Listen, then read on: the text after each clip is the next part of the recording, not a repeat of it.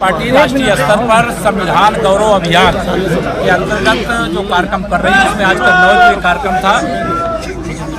बाबा साहब भीमराव अंबेडकर जी के चरणों में शीश झुकाकर हम सब संकल्प लेते हैं कि बाबा साहब के साथ जो अन्याय, जो अपमान और जो उनकी भावनाओं की अनदेखी करके कांग्रेस ने पाप किया है, उसको उजागर करेंगे।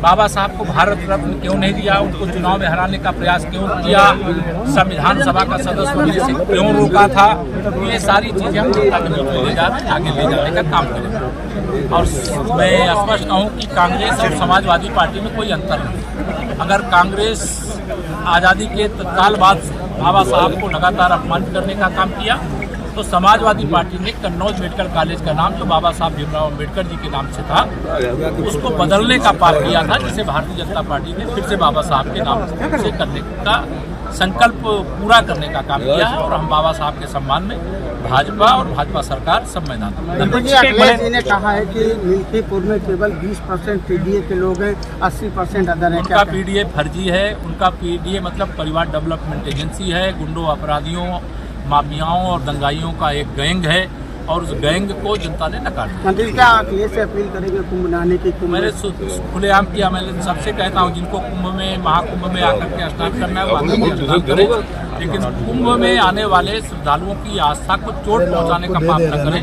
हमें गर्व है कि हम अपनी संपूर्ण मंत्रिपरिषद के साथ महाकुंभ में संगम में डुबकी लगाए, कैबिनेट की बैठक लिए, और महाकुंभ 2025 में 2031 में होने वाले अर्धकुंभ की नींव डालने का भी संकल्प लिए, कई फैसले किए। मंत्री अखिलेश ने एक्ट किया है कि जो मथुरा से निकली यमुना है उस पर आप आचमन करके देते हैं, इस पर आप आजकल कांग्रेस के साथ अखिलेश यादव की दोस्ती टूट गई है और केजरीवाल जी से दोस्ती, और उस दोस्ती के क्रम में यमुना जी आगरा से नहीं निकलती है, इसलिए अखिलेश जी को ये मालूम होना चाहिए।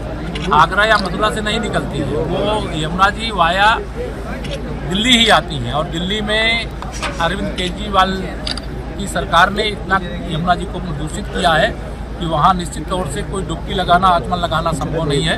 लेकिन 8 फरवरी को वहाँ भाजपा की सरकार बन जाएगी, और आने वाली 8 फरवरी, जब अगली 8 फरवरी आएगी, वहाँ डुबकी भी लगाएंगे लोग, आचमन करेंगे। दिल्ली चुनाव में भाजपा की सरकार बनेगी। हंगामा टाइम्स की तमाम खबरों को देखने के लिए हंगामा टाइम्स को सब्सक्राइब कर लीजिए और बेल आइकन दबा लीजिए। अगर आपको ये वीडियो अच्छा लगा हो तो लाइक बटन प्रेस कर अपनी प्रतिक्रिया हमारे कमेंट बॉक्स में देना मत भूलें।